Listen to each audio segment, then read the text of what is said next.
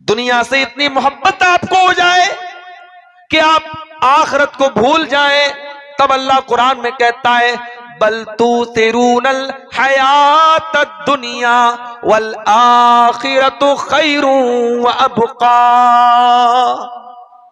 मेरे बंदो, तुम दुनिया से इतनी मोहब्बत करते हो और आखिरत की कोई तैयारी नहीं करते।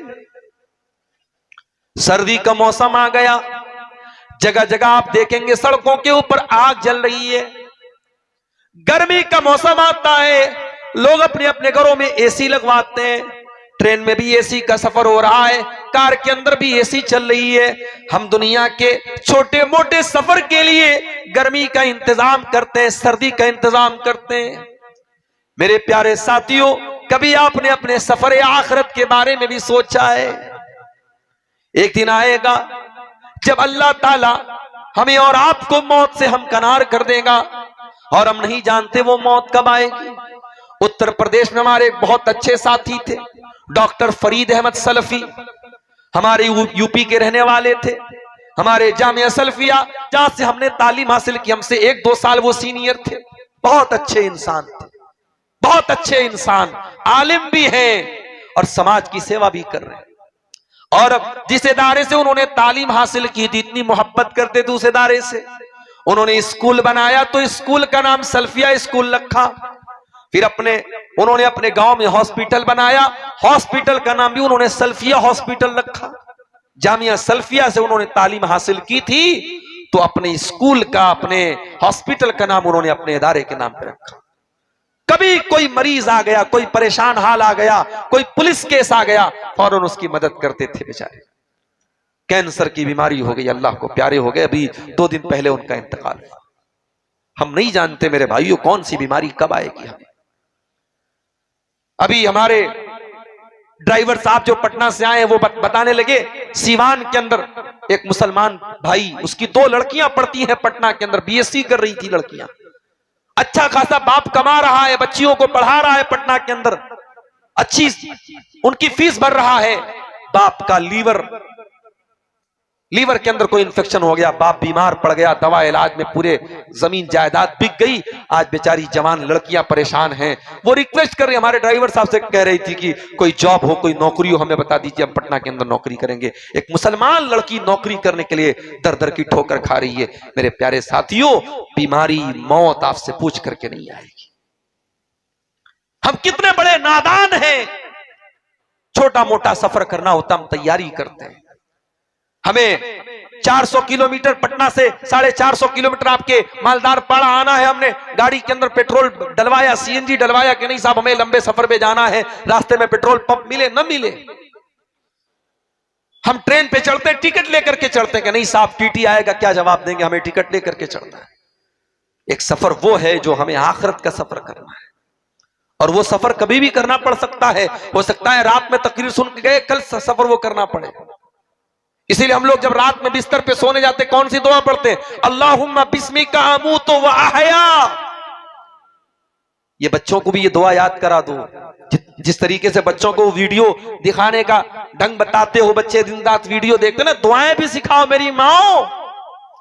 बच्चों को मोबाइल आपने थमा करके जो बिगाड़ा है इस कौम को, इस नस्ल को, इसका भी जवाब आपको देना पड़ेगा। मां कहती है मौलवी साहब हमारा बच्चा बगैर मोबाइल के खाना नहीं खाता। तूने क्यों आदत डलवाई उसकी मोबाइल की? तूने क्यों मजबूर बनाया कि जब वो मोबाइल देगी तब वो खाना खाएगा? ये माएं और ये बाप, इनकी कमजोरी है कि वो बच्चों को मोबाइल का इतना आदी। मैं ये नहीं कहता मोबाइल आप बिल्कुल मना कर दे, पाबंदी लगा दे, लेकिन आज ये मोबाइल हमारे बच्चों को खराब कर रहा है। रात में बिस्तर पे सोने जाओ, दुआ पढ़ो, अल्लाहुम्मा बिस्मिका अमूतु व अहया। ऐ अल्लाह मैं तेरे नाम से मरता हूं, तेरे नाम से जीता हूं। ऐ अल्लाह मैं तो भी मरने नहीं जा रहा हूं, मैं तो सोने जा रहा हूं। अल्लाह ताला ने ये दुआ हमें क्यों पढ़ने का हुक्म दिया? नबी ने ये दुआ हमें क्यों सिखाई? क्योंकि जब हम बिस्तर पे सोने जाते हैं उतनी देर के लिए हम समझो बेहोश हो जाते हैं। भाई इंसान नींद में कहां कहां चला जाता है। वो लेटा हुआ है मालदार पाड़ा में और नींद में वो कलकत्ता की सैर कर रहा है, ख्वाब में, होश में नहीं है, वो अलग दुनिया में है। सुबह उसकी नींद खुली तो वो देख रहा है मैं तो बिस्तर पे हूं, मैं तो सपने में जो है कलकत्ता में था, शौकत अली स्ट्रीट पे घूम रहा था, मैं कहां आ गया, अपने बेडरूम में आ गया। ख्वाब एक अलग दुनिया होती है, नींद एक अलग दुनिया होती है। तो एक तरीके से जब आप बिस्तर पे सोते हैं 6 घंटे के लिए 7 घंटे के लिए आप सोते हैं, उतनी देर के लिए आपकी रूह अल्लाह ताला कब्ज कर लेता है, लेकिन सुबह उठने के टाइम वो रूह वापस आ जाती है। लेकिन एक दिन ऐसा आएगा आपकी रूह फरिश्ता निकालेगा, लेकिन वो रूह दोबारा आपकी बॉडी में नहीं डाली जाएगी, आप मर जाएंगे, आप अल्लाह को प्यारे हो जाएंगे। आप जितनी भी दौलत वाले बन जाएं, जितनी बड़ी बिल्डिंग बना ले, जितने पावरफुल बन जाएं, मौत का फरिश्ता आपसे पूछ करके नहीं आएगा, आपसे अपॉइंटमेंट लेकर के नहीं आएगा, आपका पैसा देख करके वो आपको छोड़ नहीं देगा, आपका पावर देख करके आपके साथ कोई रियायत नहीं करेगा। मौत तो अपने टाइम पर आएगी। हत्ता इज़ा जाअ अजलुहुम ला यस्ताखिरून साअतन वला यस्तक़दिमून। मौत आएगी तो एक पल आपको आगे पीछे फुर्सत नहीं मिलेगी। हत्ता इज़ा जाअ अहदहुमुल मौत क़ाल रब्बिरजिऊन। और मौत जब आएगी इंसान कहेगा आय अल्लाह वन मोर चांस, एक मौका और दे दे, एक मौका और दे दे अल्लाह। क्यों मौका मांग रहा है? लड़की की शादी करने के लिए मांग रहा है। शादी से याद आया, इसी बंगाल में एक जगह है कलकत्ता के अंदर मटिया बुर्ज, वहां गया, एक साहब ने बताया मुसलमान की शादी थी, अपनी बेटी को उसने जो जेवरात दिए थे, कई करोड़ के जेवरात उसने शादी में दे दिए। हमारे यूपी में मेरठ में भी एक शादी हुई तो दुल्हे मियां को ससुराल से 2.5 करोड़ रुपए मिले थे शादी के मौके पर, और निकाह पढ़ाने वाले मौलवी को 11 लाख रुपए मिले थे। हमारे यहाँ मदरसे में जब ये न्यूज आई तो टीचरों ने कहा कि भाई चलो मदरसा छोड़ो, चलो चल के मेरठ में निकाह पढ़ाते। 11 लाख रुपए निकाह की पढ़ाई मिली। साली ने आकर के घड़ी पहनाई तो साली साहिबा को घड़ी की पहनाई उन्होंने 11 लाख रुपए दे दी। ये मुसलमान है जिन्हें देख के शर्माए यहूद। ये मुसलमान की शादी है।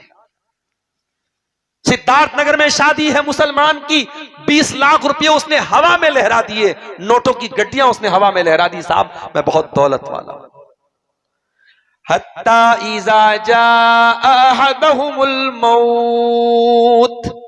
ऐ दौलत लुटाने वाले, ऐ जहेज लेने वाले, ऐ लंबी लंबी रकमों को लुटाने वाले, ऐ शादी ब्याह में फजूल खर्ची करने वाले, कल मौत तो तेरे पास भी आएगी, और जब मौत आएगी तो तू क्या कहेगा? रब्बिरजिऊन, ऐ अल्लाह एक मौका और दे दे। एक मौका और क्यों मांग रहा है? क्या बिजनेस को और बढ़ाना है? क्या बिल्डिंग को और ऊंचा बनाना है? क्या बिटिया की शादी करना है? क्यों एक मौका और मांग रहा है? कहता है लअल्ली अअमलु सालिहन फीमा तरक्तु। कहेगा अल्लाह एक मौका और दे दे, मैं वादा करता हूं, आई प्रॉमिस कि मैं दुनिया में अब वापस जाकर के नेक अमल करूंगा, ऐसा अमल करूंगा जिससे तू खुश हो जाएगा।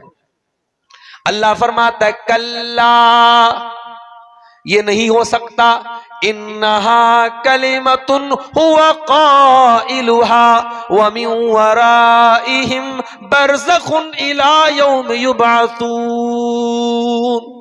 ऐ मेरे बंदे ये नहीं हो सकता, अब तू मर गया, अब तेरी दुनिया अलग हो गई, अब तेरे बीच में और दुनिया वालों के बीच में एक बरज़ख खड़ी हो गई, एक बैरियर खड़ा हो गया। अब तू दुनिया वालों से कोई कांटेक्ट नहीं कर सकता। ये बॉलीवुड की फिल्मों में दिखाया जाता है ना, आत्मा वापस आती है दुनिया में, कोई आत्मा कभी वापस नहीं आती। किसी की कोई रूह कभी मरने के बाद वापस, लोग बोलते खुदकुशी करने वाले की आती है। क्यों भाई उसकी क्यों आती है? बोले उसने आत्महत्या की है ना। अच्छा तो उसकी रूह वापस क्यों आती है? बोले वो जब तक अपने असल टाइम उसका नहीं आ जाएगा तब तक रूह उसकी घूमती रहती है। तो भाइयों जो आत्महत्या कर रहा है वो भी अपने असल टाइम पर ही मरा है। ये मत समझो कि वह टाइम के पहले मर गया है, उसकी मौत वैसे ही लिखी थी। अब कोई ये ना समझे इससे कि जब उसकी मौत लिखी थी तो आत्महत्या करने वाले को दोषी क्यों मानते हैं, वो गुनहगार क्यों है, वो एक अलग मसला है। तकदीर लिखी है लेकिन हमें तदबीर का हुक्म है, हम मजबूर नहीं हैं। हमारी तकदीर में लिखा है कि हम ये काम करेंगे, मगर अल्लाह हमारा हाथ पकड़ के हमें मजबूर नहीं कर रहा। अल्लाह ने हमें सही और गलत का रास्ता बता दिया है। अगर हम गलत रास्ता चुनते हैं, अल्लाह की हमें सजा मिलेगी। दुनिया के सफर की इतनी तैयारी है मेरे भाई, इस सफर की कोई तैयारी नहीं। कुरान कहता है वतज़व्वदू फ़इन्न ख़ैरज़्ज़ादित तक़वा, ऐ सफर के लिए निकलने वालों, जब सफर में जाया करो तो सफर का सामान लेकर के निकला करो। अल्लाह के नबी के दौर में यमन के कुछ लोग हज करने जब आते थे, उमरा करने, तो वो सामान लेके नहीं जाते थे। बोलते हम तो हज करने जा रहे हैं, अल्लाह के घर जा रहे हैं, हम पैसा लेके नहीं जाएंगे, हम सामान लेके नहीं जाएंगे, खाली हाथ जाते थे। और जब मक्के में जाते थे तो लोगों के सामने हाथ फैलाते थे। अल्लाह ने फरमाया वतज़व्वदू, ऐ हज करने वालों, ऐ उमरा करने वालों, ऐ सफर करने वालों, जब तुम सफर में निकला करो तो सामान लेकर के निकला करो, ज़ादे राह लेकर के निकला करो, सफर की तैयारी करके निकला करो। और जब तुम सफर की तैयारी करके निकलते हो, फ़इन्न ख़ैरज़्ज़ादित तक़वा, तो आखिरत के सफर की तैयारी कर लो। और आखिरत के सफर में ये पैसा काम ना आएगा, ये बीवी काम ना आएगी, ये बच्चे काम ना आएंगे। आखिरत के सफर में अल्लाह का तकवा काम आएगा, अल्लाह का डर काम आएगा। कभी सोचो मेरे भाई, कब्र के अंदर हमारा क्या हाल होगा। अभी बंगाल से बिहार की बॉर्डर जब हम लोग क्रॉस करके बंगाल आने लगे, रास्ते में एक जगह बड़ा सन्नाटा था, दोनों तरफ जंगल ही जंगल था। हमारे ड्राइवर साहब बोले, मौलाना शेख, वो हमको शेख बोलते, बोले शेख साहब ये तो बड़ा जंगल वाला इलाका आ गया। तो मुझे एक बात याद आई कि आज कार में हम लोग बैठे हैं, जंगल वाला एरिया आता है तो हमें एक डर महसूस होने लगता है। कल कब्र में जब हम जाएंगे, जब कब्र में हम जाएंगे, वहां तो मोबाइल नहीं होगा कि हम टॉर्च जला लें, वहां तो कोई एसी पंखा नहीं लगा होगा। उस कब्र में जब हमारे अमल के हिसाब से या तो कब्र को बहुत ज्यादा अल्लाह ताला तंग कर देगा, और अगर हमारे अमल अच्छे हैं तो कब्र को कुशादा कर देगा। या तो कब्र में अंधेरा होगा, हमारी पिटाई होगी, या अल्लाह तबारक व तआला जन्नत की खिड़की खोलेगा। मेरे भाइयों, हम दुनिया की जिंदगी को जन्नत बनाने की इतनी तैयारी कर रहे हैं, कब्र की जिंदगी को हम बेहतरीन बनाने की तैयारी क्यों नहीं कर रहे, जिसके बारे में मालूम है कि इस कब्र में हमें जाना है। हमारी मां गई थी, हमें भी कल जाना, अपने बाप का जनाजा हमने उठाया, कल हमारा जनाजा कोई उठाएगा। उस सफर की हम तैयारी क्यों नहीं करते मेरे भाई। अल्लाह के प्यारे नबी को देखो मेरे साथियों, एक अंसारी सहाबी का जनाजा है, जनाजे को कब्र में उतारा जा रहा है। अल्लाह के प्यारे नबी जनाजे के किनारे बैठे हुए हैं, कब्र के किनारे बैठे हुए हैं, आपके सहाबा भी आपके आसपास बैठे हुए हैं। अचानक आपने कब्र के अजाब के बारे में सोचा, आपकी आंखों से आंसू बहने लगे, फबका, आप रोने लगे, इतना रोए हत्ता बल्लत सरा, आपके आंसुओं से वहां की जमीन तर हो गई, वहां की जमीन भीग गई। कभी आपको कोई कब्र देख के आंसू आया? कभी हमें कोई कब्र देख के आंसू आया? नहीं आया। क्यों नहीं आया? हमारे दिल पत्थर हो चुके हैं मेरे भाइयों, हमारे दिल कठोर हो चुके हैं।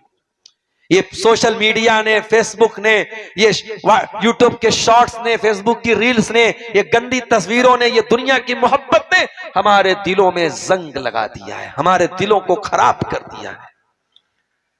अल्लाह के प्यारे नबी कब्र के अजाब को सोच करके रोने लगते हैं, इतना रोते हत्ता बल्लत सरा, आपके आंसुओं से जमीन भीग जाती है। और आप अपने सहाबा से उस कब्र की तरफ इशारा करके फरमाते हैं, लिमिस्ले हाजा फअइदु या इख्वानी, ऐ मेरे सहाबा इस कब्र की तैयारी करो, यहां तुम सबको आना है।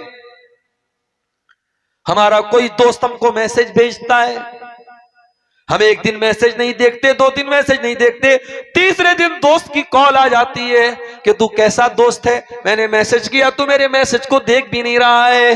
ओ लोगों, अल्लाह ने भी अपना आखिरी मैसेज कुरान की शक्ल में हमको भेजा है। ये कुरान क्या सिर्फ मौलवियों के पढ़ने की किताब रह गई? क्या ये कुरान सिर्फ हाफिजों के पढ़ने की किताब हो गई? आखिरी बार जरा गौर करो मेरे भाइयों, जरा दिल पर हाथ रख के बताओ कि आखिरी बार आपने कुरान को कब पढ़ा है, कुरान को कब छुआ है? मोबाइल तो छुए बगैर आप 10 मिनट नहीं रह सकते। आखिरी बार आपने कुरान को कब टच किया है? कल अल्लाह की अदालत होगी, अल्लाह की सुप्रीम कोर्ट होगी और हमारे खिलाफ मुकदमा दायर होगा। और मुकदमा दायर करने वाले कौन होंगे? जनाबे मुहम्मदुर रसूलुल्लाह सल्लल्लाहु अलैहि वसल्लम। और वो कहेंगे वक़ाल रसूलु या रब्बि इन्न कौमी इत्तखज़ू हाज़ल कुरआन महजूरा।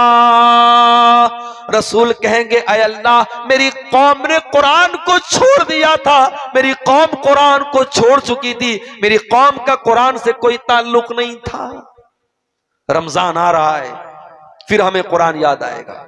एक महीना कुरान सुनेंगे, पढ़ेंगे, उसके बाद उसको रेशम के कपड़े में लपेट के रख देंगे। फिर लोग मुफ्ती मौलवी साहब से मसला पूछे, मौलवी साहब कुरान अलमारी पे रखा था, गिर गया, क्या कफारा देना है? इसके बदले में क्या देना है? कुरान हमसे हमारे हाथ से गिर गया। अरे कुरान अलमारी से गिर गया, उतना बड़ा गुनाह नहीं। कुरान तेरे दिल से उतर गया, तेरी आंखों से उतर गया, तूने कुरान को पढ़ना बंद कर दिया, तूने कुरान को छूना बंद कर दिया। और मेरी माँ और बहनों, आपसे भी कुछ शिकायत है। ये कुरान किसी जमाने में मुसलमानों की औरतें घर में सुबह सुबह फजर की नमाज पढ़ने के बाद मुसल्ले पर बैठकर कुरान पढ़ती थी। छोटे छोटे बच्चे जब उठते थे तो माँ के कुरान की तिलावत सुन करके उठते थे, दादी की तिलावत की कुरान सुन करके उठते थे, नानी के यहाँ जाते थे, नानी की तिलावत की आवाज सुन करके उठते थे। अब वो नानियां चली गई, वो दादियां चली गई, अब वो अम्मियां चली गई, अब मम्मियां और आंटियां आ गई। अब ये कुरान नहीं पढ़ के सुन करके कुरान की सुबह इनकी नहीं होती है, इनकी सुबह होती है मोबाइल के सीरियल से और मोबाइल के गाने से और फेसबुक के जो है रील से। आज मुसलमान औरतों की शुरुआत होती है। और इसी कलियाचक में पहले भी मैं कह चुका और आज भी कह रहा हूं कि हमारा जो माहौल खराब हो रहा है, इसमें बहुत बड़ा रोल हमारी औरतों का है। और इस पर आपको बहुत संजीदगी से और बहुत सीरियस होकर के इस पर आपको विचार करना पड़ेगा मेरे भाइयों। मैं अपने इस इलाके के सरदार लोगों से कहूंगा, इस इलाके के जिम्मेदारों से कहूंगा, अपने गांव की, अपने इलाके की औरतों को आप दीन से जोड़ने का काम कीजिए। इसी बंगाल में कितनी मस्जिदों को मैं जानता हूं, बहुत शानदार मस्जिद, 2 मंजिला मस्जिद है, मर्दों के लिए पूरा इंतजाम है, औरतों के लिए कोई इंतजाम नहीं। औरतों के लिए कोई इंतजाम नहीं है। मौलवी साहब बेचारे हर जुमा को तैयारी करके आते हैं, आधा घंटे का खुतबा देते हैं, उर्दू में, बंगला में, जिसमें भी देते हो। औरतों से कोई मतलब नहीं, औरतें घर में बैठी हैं साहब, वो तो मछली बना रही है, चावल बना रही है, रोटी बना रही है, उनको क्या मतलब है? हमने अपनी औरतों को दीन से दूर कर दिया। हमारी मस्जिदों पर औरतों का इंतजाम नहीं, हमारे यहाँ जुमा की नमाज में औरतों का इंतजाम नहीं, घरों में औरतों के लिए कोई प्रोग्राम नहीं होता। और आप ये समझते हैं कि मालदार पाड़ा में साल में 2 दिन का हम प्रोग्राम करा लेंगे, अब्दुल गफ्फार साहब बनारस से आ जाए, शेख जर्जी साहब इटावा से आ जाए, बस साहब हमारी पूरी कौम ईमान वाली बन जाएगी। नहीं मेरे भाइयों, ये पॉसिबल नहीं है। जब बीमारी बड़ी हो तो एंटीबायोटिक भी तगड़ा होना चाहिए। डॉक्टर का हमारे तो इस इलाके में बहुत सारे डॉक्टर लोग, हमारे उमर भाई भी कुछ प्रैक्टिस करते जानते होंगे, अगर इन्फेक्शन ज्यादा हो तो डॉक्टर जो है वो डोज बढ़ा देता है एंटीबायोटिक का। अगर छोटा मोटा जख्म है तो 250 mg की भी एंटीबायोटिक चला देगा। अगर वायरस ज्यादा है, इन्फेक्शन ज्यादा, नहीं साहब इसमें 500 जो है mg का चलेगा एंटीबायोटिक। आज हमारे समाज में बेहयाई का, बेपर्दगी का, बेगैरती का, जिनाकारी का, बदकारी का एंटीवायरस बहुत तगड़ा हो चुका है। और इस वायरस का एंटीवायरस और इस बैक्टीरिया का जो एंटीबायोटिक है वो भी हमें तगड़ा चलाना पड़ेगा। हमें औरतों पर मेहनत करने की जरूरत है मेरे भाई। मैं चाहता हूं कि आपके इस मालदार पाड़ा की कुछ लड़कियां ऐसी भी बने जो आलिमा बने, कहीं से भी पढ़ाई कर सकती हैं।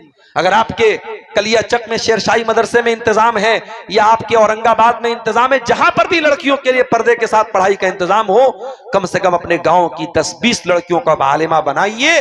और वो लड़कियां जब आलिमा बन करके आए तो घरों में औरतों को वो बेदार करें, घरों में छोटे छोटे प्रोग्राम हो, और हर मस्जिद में जो जामा मस्जिद है जहां जुमा होता है वहां औरतों का इंतजाम हो। तो मेरे भाइयों कुछ परिवर्तन आएगा, कुछ तब्दीली आएगी। जब आप एंटीबायोटिक को तगड़ा करेंगे तब बैक्टीरिया खत्म होगा। आपकी औरतों को दीन से दूर करने के लिए बहुत लंबी चौड़ी प्लानिंग की जा चुकी है। कुरान कहता है वज़कुरना मा युतला फी बुयूतिकुन्ना मिन आयातिल्लाहि वल हिकमा। ऐ नबी की औरतों, तुम्हारे घरों में कुरान पढ़ा जाता है, तुम्हारे घरों में हदीस पढ़ी जाती है। ऐ नबी की औरतों, तुम कुरान को याद किया करो, तुम हदीस को याद किया करो। आज हमारे यहां कौन औरत है जो कुरान को याद करती है, जो हदीस को याद करती है? नबी के दौर में औरतें कुरान को याद करती थी, हदीस को याद करती थी। हमारे प्यारे नबी की जो बीवियां थी, जो हम सब की माएं थी, ओ मेरी प्यारी माँ बहनों, कभी मौका मिले फेसबुक की दुनिया से बाहर निकल करके जरा अम्मा आयशा की जिंदगी के बारे में कुछ सुन लेना, पढ़ लेना। यूट्यूब पर मेरा बयान है सीरत उम्महातुल मोमिनीन के नाम से, नबी की तमाम बीवियों के जीवन पर मैंने थोड़ी थोड़ी रोशनी डाली है। आधा आधा घंटे का लेक्चर है, हो सके तो मेरी प्यारी माँ बहनों टाइम निकाल करके सुन लेना। इन औरतों ने कितनी कुर्बानियां दी है दीन के लिए, कितनी कुर्बानियां दी। मैं कभी कभी हैरान हो जाता हूं, भाई नमाज पढ़ते हम और आप, नमाज कभी कभी छूट भी जाती है, बाद में हम लोग कज़ा करते हैं। अच्छा, जब कज़ा करते हैं तो फिर कभी ऐसा भी होता है कि हम फर्ज पढ़ लेते हैं, सुन्नत नहीं पढ़ते। अरे यार अब तो कज़ा हो गई, चलो जोहर की 4 रकात पढ़ लेते हैं। ये होता है ना, आमतौर से यही होता है, लोग कज़ा करते हैं सुन्नत के लिए। हालांकि सुन्नत की भी कज़ा करनी चाहिए। जो सुन्नत मुअक्कदा, जैसे जोहर अगर आपकी छूट जाए तो जोहर के पहले 4 रकात और जोहर के बाद 2 रकात, ये सुन्नत है। जब आप जोहर छूट जाए तो ये भी पढ़िए आप। और फजर की तो हर हाल में पढ़नी चाहिए। अगर फजर की नमाज किसी वजह से छूट जाए, जानबूझ के नहीं छोड़ना है। अगर नींद नहीं खुल पाई और आप नहीं उठ पाए टाइम से, समय से, मान लीजिए 5 बजे आपके यहाँ अजान है और आपकी नींद खुल रही है 6 बजे, अब आप उठे, अगर नापाक है तो जल्दी से गुस्ल कर लीजिए, अगर पाक है तो बाथरूम में जाइए, तहारत वगैरह करने के बाद वजू कीजिए और जितना जल्दी मुमकिन हो फजर की नमाज पढ़िए। और जब आप फजर की कज़ा करेंगे तो पहले 2 रकात आप सुन्नत पढ़ेंगे और फिर 2 रकात फर्ज पढ़ेंगे। यही तरीका है, जो भी नमाज छूटे आप सुन्नत भी पूरी करेंगे। लेकिन प्रैक्टिकल में बात आपको बताऊं कि कभी कभी ऐसा होता है, अगर जोहर के टाइम मान लो मैं ट्रेन पे था, आजकल ट्रेन में माहौल ऐसा हो गया नमाज पढ़ने का नहीं हिसाब बन पाता है। अब बाद में हमको जोहर पढ़नी है तो आदमी सोचता है यार अब 4 रकात जोहर की फर्ज पढ़ना है, उसके पहले की सुन्नत पढ़ना है। आदमी सिर्फ फर्ज पढ़ लेता है, सुन्नत छोड़ देता है, ये सोच करके चलो फर्ज तो पढ़ लिया, सुन्नत नहीं पढ़ा, क्या मसला है। लेकिन मैं आपको एक हदीस सुनाने जा रहा हूं। यह हदीस कौन रिवायत कर रहा है? अल्लाह के नबी की बीवी हजरत उम्मे हबीबा रजी अल्लाह ताला। उम्मे हबीबा कहती हैं, सही मुस्लिम की रिवायत है, मालदार पाड़ा के लोगों जरा गौर से सुनना। उम्मे हबीबा कहती हैं, ये कौन उम्मे हबीबा? ये हजरत मुआविया की बहन है, ये अबू सुफियान की बेटी है, ये अल्लाह के प्यारे नबी की बीवी और हम सबकी माँ है। ये कहती है मैंने अल्लाह के नबी को फरमाते हुए सुना है, जो दिन रात में 12 रकात नमाज पढ़ता है, बनल्लाहु लहू बैतन फिल जन्ना, अल्लाह ताला उसके लिए जन्नत में एक महल बनाता है। ये 12 रकात कौन सी नमाज है? अब जरा उंगली उठाइए, कैलकुलेट कीजिए। 2 रकात हो गई आपकी फजर में सुन्नत, और जोहर के पहले 4 रकात सुन्नत।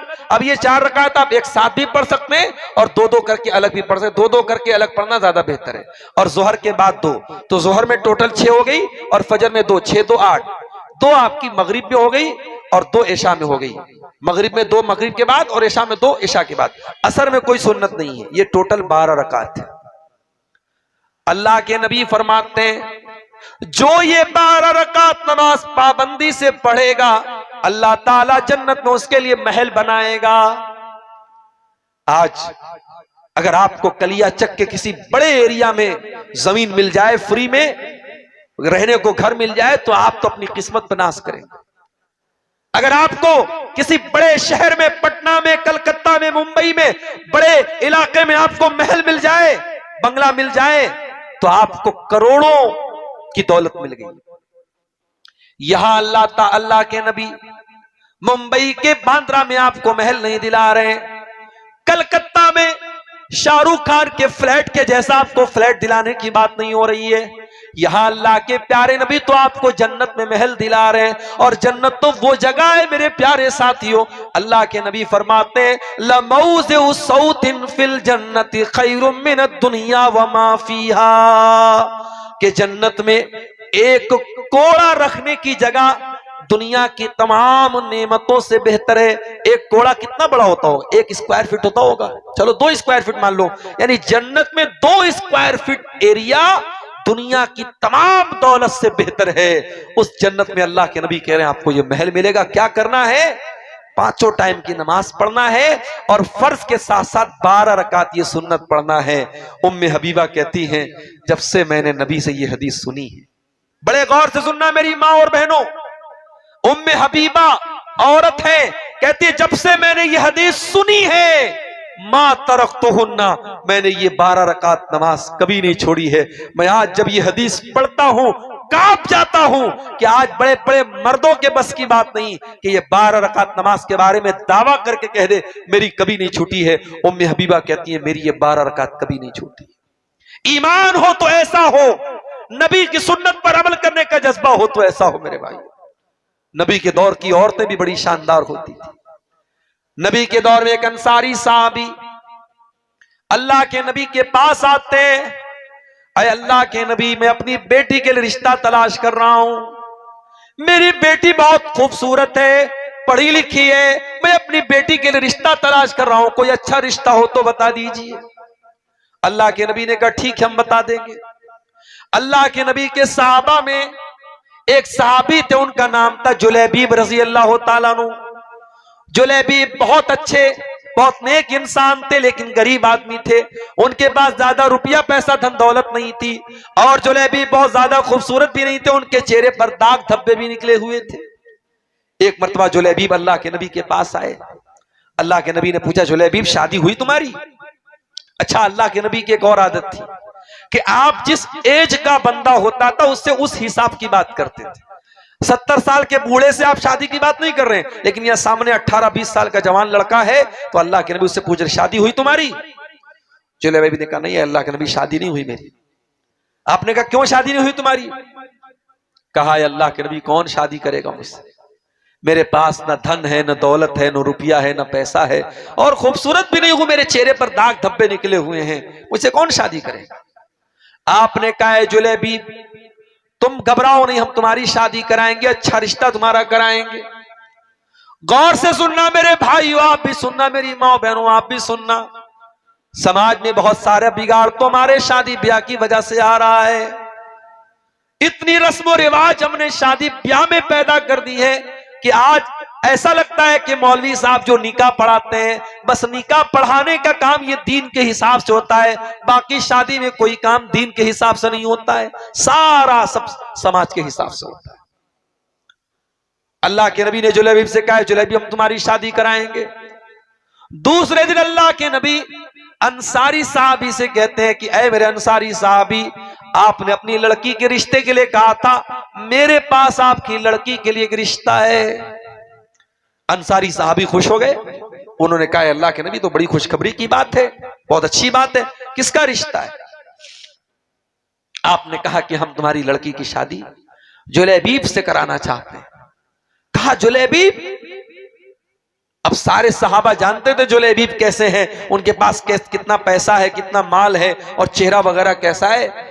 सहाबी के चेहरे पर थोड़ी सी नागवारी आई, मगर सहाबी ने इनकार नहीं किया। कहा अल्लाह के नबी ऐसा है, रिश्ते नाते का मामला है, मैं घर में थोड़ा लड़की की मां से डिस्कस कर लेता हूं और फिर उसके बाद मैं आपको जवाब देता हूं। बड़े गौर से सुनना मेरे भाइयों, सहाबी घर आते हैं और अपनी बीवी से कहते हैं कि हमारी बेटी के लिए अल्लाह के प्यारे नबी ने रिश्ता भेजा है। बीवी खुश हो गई, ये तो बहुत अच्छी बात है, किसका रिश्ता भेजा है? कहा जुलैबीब का रिश्ता भेजा है। बीवी भी जुलैबीब को जानती थी, उसने कहा नहीं नहीं, हमारी बेटी इतनी खूबसूरत है, इतनी पढ़ी लिखी है, हम अपनी बेटी की शादी जुलैबीब से नहीं करेंगे। इतना अच्छा अच्छा रिश्ता आया, हमने ठुकरा दिया, अब हम जुलैबीब से शादी करेंगे? हम नहीं करेंगे उससे शादी। लड़की की मां ने इनकार कर दिया। लड़की अंदर पर्दे से सारी बात सुन रही थी अपने मां बाप की।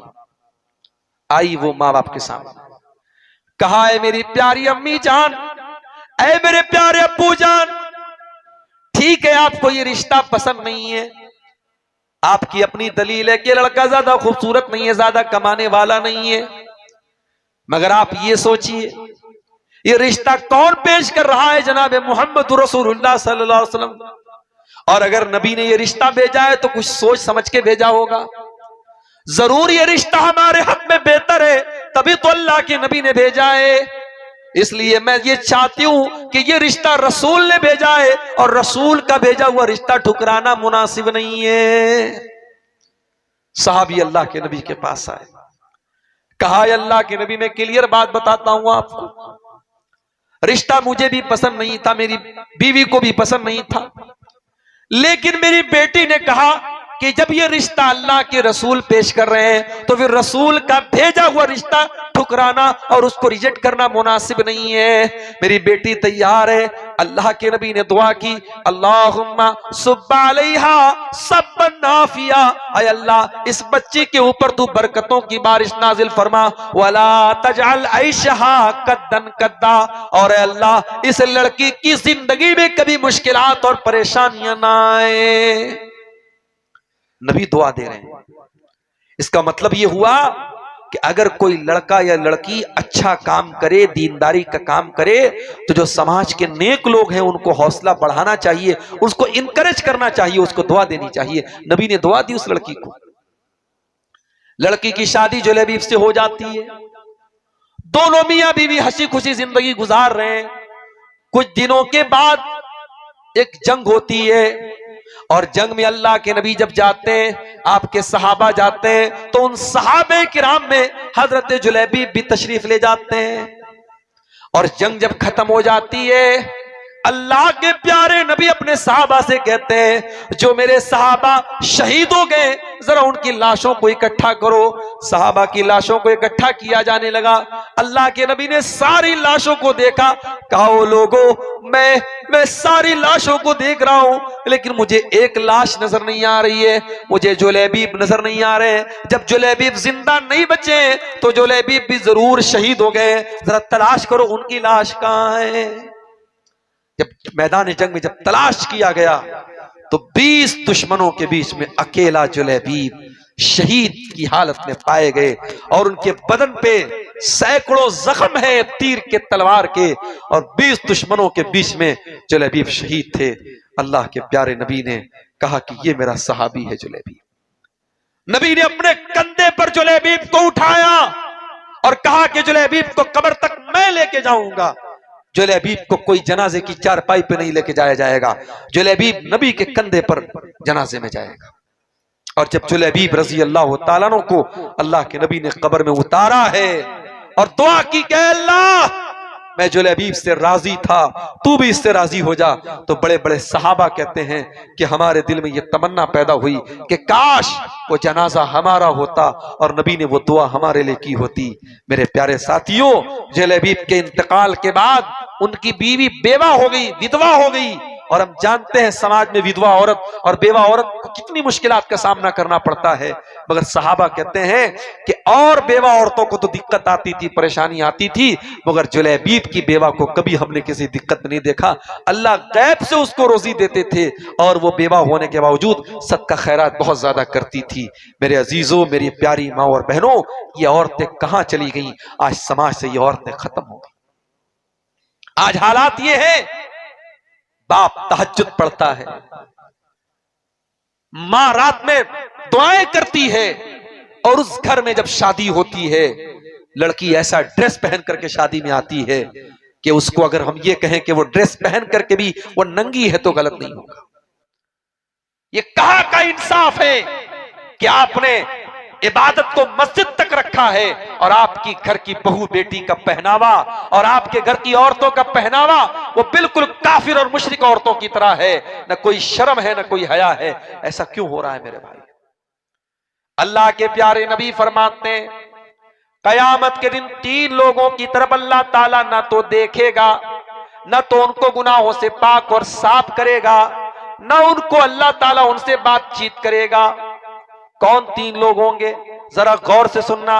आपने फरमाया अल-आक़ु लिवालिदैहि, अपने माँ बाप को सताने वाला, अपने माँ बाप को दुख देने वाला। हो सकता है आपके माँ बाप का कोई फैसला गलत हो जाए, जरूरी नहीं 100% माँ बाप सही हो, जरूरी नहीं उनकी हर बात सही हो। माँ बाप की गलत बात को आपको नहीं मानना है, मगर रिश्ता नहीं तोड़ना है, उनके साथ बदतमीजी नहीं करना है, उनके साथ कभी कठोरता नहीं करनी है, उनके साथ कभी कोई गलत सलूक नहीं करना है। कितनी माएं हैं, शादी की बच्चे की, बहू आई, बेटा बहू से मोहब्बत करता है, कोई हर्ज की बात नहीं, मगर बहू के लिए अपनी मां को रुला रहा है और मां को ताने दे रहा है और मां को तकलीफ दे रहा है, यह भी गलत है। और मां का यह सोचना कि शादी के बाद भी मेरा बेटा मुझे उतना ही समय दे इतना शादी के पहले देता था, यह भी गलत है। एक मौलवी साहब के पास एक आदमी आया, उसने कहा मौलवी साहब मेरी बीवी कहती है कि मैं आपकी मां की खिदमत नहीं करूंगी। बोले क्यों, ऐसा क्यों बोलती है? कहा मेरी बीवी बहुत पढ़ी लिखी आलिमा है, फाजिला है, वो कहती है कि मेरे ऊपर आपकी मां की खिदमत लाजिम नहीं है। कहीं कुरान में लिखा है तो दिखा दो मां की बहू को सास की खिदमत करना है, कहीं नहीं लिखा है बहू को सास और ससुर की खिदमत करना, लिहाजा मैं आपकी मां की खिदमत नहीं करूं। मौलवी साहब बहुत होशियार थे, कहते वैसे भी कहते हैं मौलवी साहब से बच के रहना चाहिए, तो मौलवी साहब के पास दिमाग बहुत होता है माशाअल्लाह।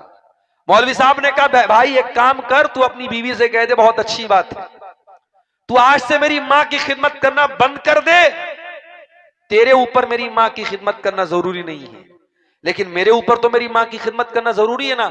अब आज से मैं अपनी मां का सारा ख्याल रखूंगा, फिर तू ये शिकायत मत करना कि मैं तुझे टाइम कम दे रहा हूं।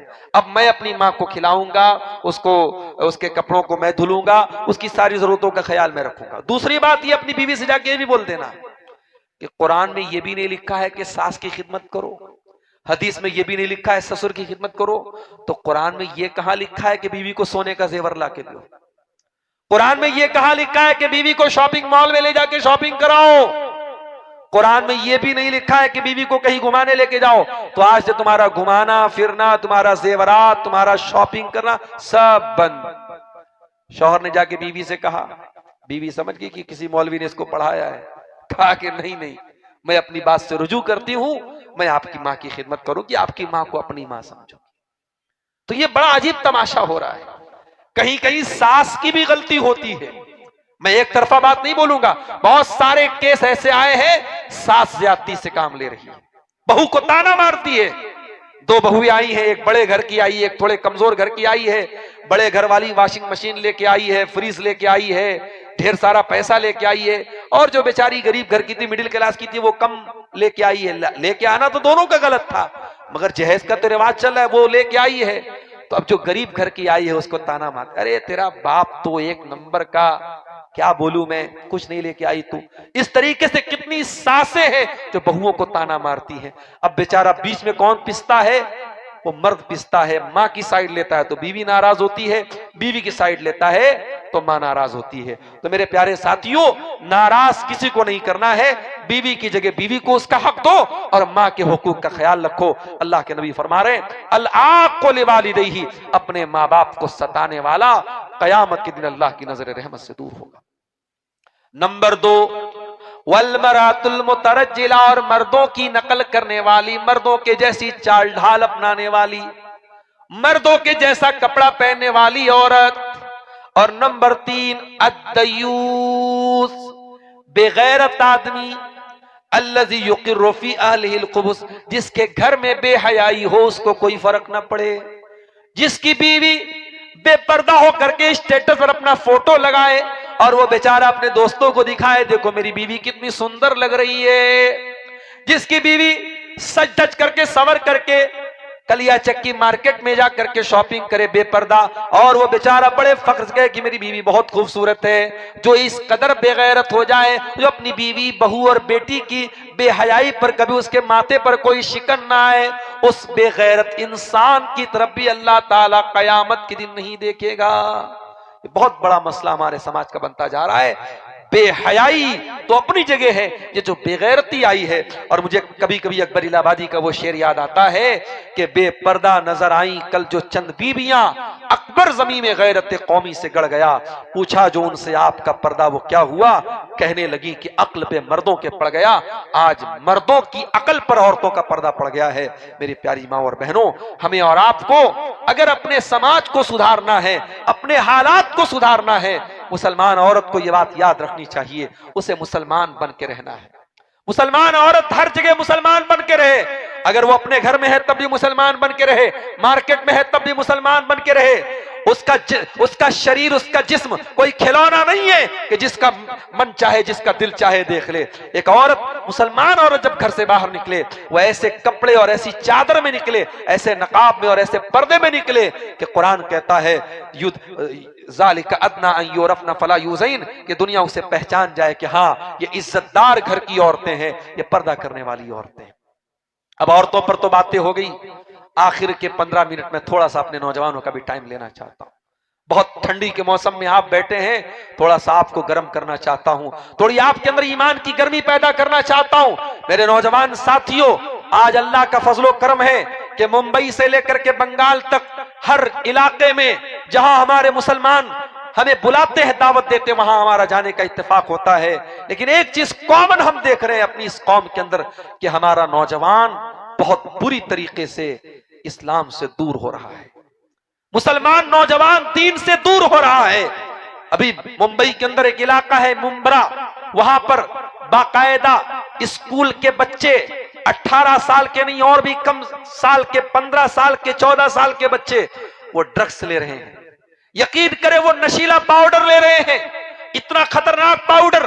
वहां मुंबई के लोगों ने मुझे बताया उसका नाम एमडी होता है, और वो इतना खतरनाक पाउडर होता है कि जो बच्चा एक बार आदी हो जाता है फिर छूटता नहीं है, और वो शरीर को गला के खत्म कर देता है, बर्बाद कर देता है। आज हमारे पास फोन आता है, मुसलमान का कॉल आता है कि मौलाना साहब हमारे गांव में एक केस हो गया, एक लड़का लड़की ने आपस में गलत काम कर लिया और फिर गांव वालों ने दोनों की शादी करा दी, और शादी के 3-4 महीने के बाद पैदाइश हो गई बच्चे की। अब मसला बताइए क्या करना है। शर्म भी आती है, अफसोस भी होता है, ये कौम कहां पहुंच गई और क्या क्या मसले पैदा हो रहे हैं। मेरे प्यारे साथियों, ज़िनाकारी में आज हमारा नौजवान आगे है, बदकारी में हमारा नौजवान आगे है, नशाखोरी में हमारा नौजवान आगे है, हराम बिजनेस में और हराम कारोबार में हमारा नौजवान आगे है। आज कितने ऑनलाइन एप्स हैं जो बिल्कुल हराम है, कोई बिजनेस नहीं है, सट्टेबाजी हो रही है, क्रिकेट पर सट्टा लग रहा है, या शेयर मार्केट में बहुत सारी सट्टे की शक्लें हैं, या ऐसी फर्जी कंपनियां हैं जो पैसा लेकर के बड़े बड़े रिटर्न देने की बात कर रही हैं। नौजवान उनके झांसे में आ जाता। अभी कटिहार के एक इलाके में किसी ने बताया कि एक मुसलमान ने, एक कंपनी आई थी जिसका नाम मेटा ओजोन कंपनी था, 1 करोड़ रुपए उसमें लगाए थे। 1 करोड़ मस्जिद के लिए देना पड़ जाए, मदरसे के लिए देना पड़ जाए तो नानी मर जाती है। 1 करोड़ छोड़ दो, 1 लाख देने में नानी मर जाती है। लोग नहीं देते हैं, बड़ी मुश्किल से मस्जिद के लिए, मदरसे के लिए, अल्लाह के घर के लिए देते हैं। 1 करोड़ रुपया उसने कंपनी में लगाया, कंपनी डूब गई, 1 करोड़ रुपया डूब गया। आज वो बेचारा मोहताज बन गया है दूसरों का। मेरे प्यारे साथियों, अपने नौजवानों को एक मैसेज देना चाहता हूं कि नौजवानों, दुनिया की 4 दिन की जिंदगी के पीछे इतने अंधे मत बनो। ये दुनिया आज है, कल नहीं रहेगी। आज आप जवान है, कल बूढ़े हो जाएंगे। आज अगर कुछ गुनाह हमने किए हैं, कल पछताना पड़ेगा। गुनाह की लज्जत वक्ती तौर पर हमें अच्छी लगेगी, मगर गुनाह होने के बाद हमें एहसास होगा कि यार ये नहीं करना चाहिए था। गुनाह की लज्जत और गुनाह का जायका है तो बड़ा टेस्टी, मगर उसका पछतावा बाद में जरूर होगा। इसलिए मेरे नौजवान साथियों, आपको पैगाम देना चाहता हूं, कल जुमा का दिन है, अगर आपको मौका मिले जाइए, घर में कुरान खोलिए, और कुरान के 15वें पारे में अल्लाह ताला ने असहाब कहफ का वाकया बयान किया है। अल्लाह के कुछ बंदे थे जो अपने महलों को छोड़ के, अपने अमीर बाप की हवेली को छोड़ के एक गुफा में जाकर के, एक पहाड़ की गुफा में जाकर के सो जाते हैं। क्यों जाते हैं वहां? बाप का महल क्यों छोड़ा, मां की हवेली क्यों छोड़ी? अपने दीन को बचाने के लिए, अपने ईमान को बचाने के लिए। और उन नौजवानों को अल्लाह ताला ने 300 साल तक उस गुफा में सुलाए रखा। उनका वाकया अल्लाह ने कुरान में बयान किया है जाइए कुरान का 15वां पारा खोलिए, उनका वाकया जब अल्लाह बयान करता है तो अल्लाह ताला एक बात को हाईलाइट करता है। अल्लाह कहता इन्नहुम फित्यतुन आमनू बिरब्बिहिम वज़िदनाहुम हुदा, कि ये हमारे चंद नौजवान बंदे थे, ये 18-20 साल के 22 साल के यंग लड़के थे। आज भी ये जलसा होता है, बुजुर्गों का मशवरा होता है, बड़ों का मशवरा होता है, मगर जलसे में आगे आगे मेहनत करने वाले, उलमा से कांटेक्ट करने वाले, उलमा को रिसीव करने वाले, उलमा को खाना खिलाने वाले, स्टेज को और पूरे पिंडाल को सजाने वाले आप देखें मेजॉरिटी नौजवान होते हैं। आज भी बड़े बड़े काम नौजवान ही कर सकते हैं। मेरे नौजवानों, ये 4 दिन की जिंदगी है, इस जिंदगी को कोशिश करो अल्लाह को राजी करने में गुजारो। ऐसा अमल करो जिससे अल्लाह राजी हो जाए। ऐसा अमल करो कि 40 साल जिंदगी हो चाहे 50 साल जिंदगी हो, जब मरो तो लोग याद करें कि यार बड़ा नेक इंसान था, बड़ा अल्लाह का नेक बंदा था। ऐसी मौत न मरो, ऐसी मौत न मरो कि अल्लाह के नबी फरमाते हैं जनाजा जब गुजरा, अल्लाह के नबी ने फरमाया ये जो जनाजा गुजरा है या तो मुस्तरीहुन और मुस्तराहुम मिन्हु, या तो ये जनाजा राहत पाके जा रहा है या दुनिया को राहत दे के जा रहा है। साहबा ने कहा अल्लाह के नबी हमें बात समझ में नहीं आई, क्या कहना चाहते हैं आप? आपने फरमाया अगर नेक इंसान का जनाजा है, अच्छे इंसान का जनाजा है, तो वो दुनिया की तकलीफों से, दुनिया की टेंशन से, दुनिया के तानों से नजात पा गया, राहत पा गया। अब वो कब्र में जाएगा और जन्नत का मजा लेगा, जन्नत की खिड़की उसके लिए खोली जाएगी और आखिरत में जाएगा तो जन्नत मिलेगी। वो दुनिया से राहत पा गया। और जो बुरा आदमी होगा, जो बदकार होगा, जो गलत काम करने वाला होगा, जो नशाखोर होगा, जो हरामखोर होगा, जो बदकार होगा, जब वो मरेगा, अल्लाह के नबी फरमाते हैं जब उसका जनाजा जाता है यस्तरीहु मिनहुल इबादु वल बिलादु वश्शजरु वद्दवाब, सब लोग चैन की सांस लेते, चलो किसी तरीके से ये मरा है, खस कम जहां पाक, ये मरा है, हमको सुकून की सांस मिली। ऐसी मौत मत मरो मेरे भाई, ऐसी मौत मत मरो। मौत ऐसी हो, मौत उसकी हुई जिसका करे जमाना अफसोस। यूं तो दुनिया में सभी आए हैं मरने के लिए, मरना तो सबको है। मौत ऐसी हो ईमान की हालत में हो, कहीं ऐसा ना हो कानों में ईयरफोन लगा हो और नंगे जिस्म वाली लड़की को नाचता गाता देख करके, कोई गाना देख करके आप मोबाइल पर सो रहे हैं या आप सुन रहे हैं और उसी हालत में दिल की धड़कन बंद हो गई, उसी हालत में मौत आ गई, तो कल कयामत के दिन भी वही ईयरफोन कानों में लगा होगा और वही नंगी तस्वीर आपके सामने होगी और उसको देखते हुए आप कयामत के दिन उठेंगे। अल्लाह के नबी फरमाते हैं कुल्लु अब्दिन युबासु अला मा मात अलैहि, बंदा जिस हाल में मरेगा उसी हाल में उठाया जाएगा। मेरे नौजवान साथियों, आप जरा नबी के सहाबा की जिंदगियों को पढ़ो। कोई खालिद बिन वलीद है, कोई मुसअब बिन उमैर है, कोई अबू हुरैरा है, कोई अब्दुल्ला बिन मसूद है, ये आपके लिए आइडियल लोग हैं।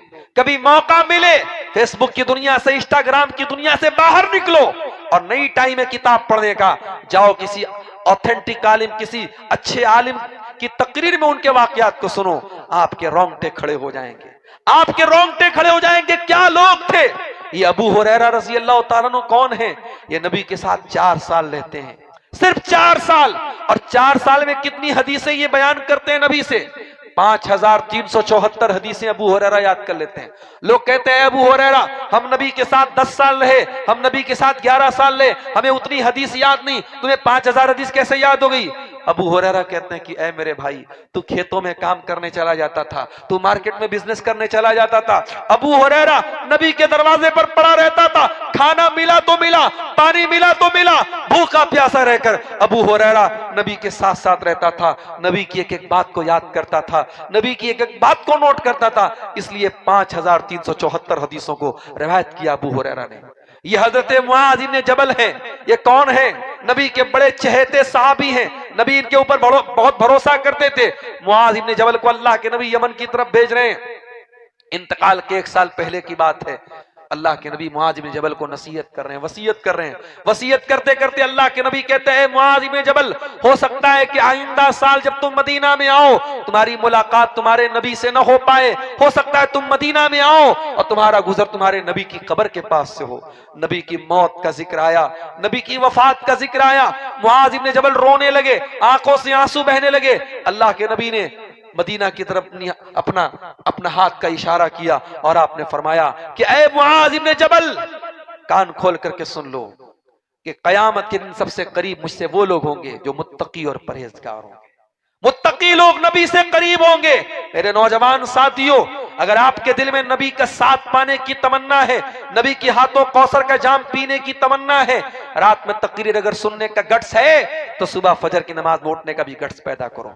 आपके हाथों में इंटरनेट भरा मोबाइल है, सोशल मीडिया वाला मोबाइल है, उस पे गलत और गंदी चीजें भी हैं, उस पे अच्छी चीजें भी हैं। जब शैतान आपको गलत चीजों की तरफ लेके जाने की कोशिश करे, तो अपने नफ्स से कह दे, अपने नफ्स से कह दो कि मैं इस मोबाइल पर जो गलत चीजें देखूंगा, हो सकता है मैं डिलीट कर दूं, हो सकता है कि दुनिया वालों को इसके बारे में न पता चले, मगर उस अल्लाह को क्या जवाब दूंगा?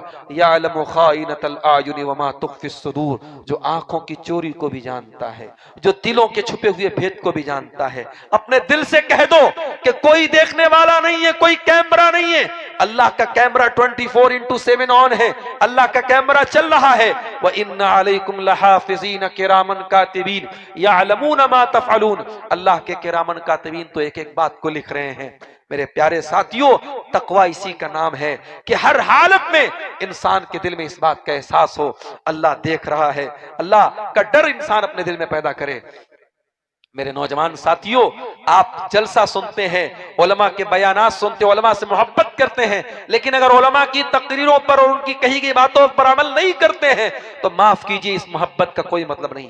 अब्दुल गफ्फार साहब थे की तकरीरें आपने बहुत यूट्यूब पर सुनी होगी, उनके साथ कभी आपने सेल्फी भी ली होगी, मगर इस सेल्फी और इस मोहब्बत का कोई फायदा अल्लाह के आपको नहीं मिलेगा अगर इस मोहब्बत के साथ साथ ये जज्बा भी ना हो कि हाँ, हम उनकी बातों पर अमल भी करेंगे। आज मस्जिदों का हाल ये है कि मस्जिदें मरसियां खा है कि नमाजी न रहे। मन अपना पुराना पापी था, बरसों में नमाजी बन न सका। मस्जिद तो बना ली शब भर में ईमा की हरारत वालों ने, मन अपना पुराना पापी था, बरसों में नमाजी बन न सका। आज हमारी माँ और बहनों का क्या हाल है? अक्सर औरतें नमाज से दूर हैं, नमाज नहीं पढ़ती हैं, जवान लड़कियां बिल्कुल नहीं पढ़ती हैं। पूछो क्यों नहीं पढ़ती हैं? अरे शेख साहब, आप नहीं जानते हम लड़कियों को कितने काम रहते हैं, हमें कितना काम करना रहता है। खाना हमें बनाना है, घर की सफाई हमें करना है, कपड़े हमें धोना है, इतने काम है, नमाज का टाइम नहीं मिलता है।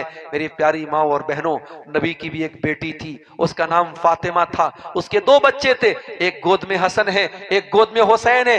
हसन और हुसैन की परवरिश करने वाली माँ हाथों से चक्की भी चलाती है और जबान पर कुरान की तिलावत भी है। जब जबान पर कुरान की तिलावत हो तो उस गोद में हसन और हुसैन पलते हैं। मेरी प्यारी माँ और बहनों, आज फातिमा के जैसी माओं की जरूरत है, आज मरियम के जैसी पाक दामन औरतों की जरूरत है।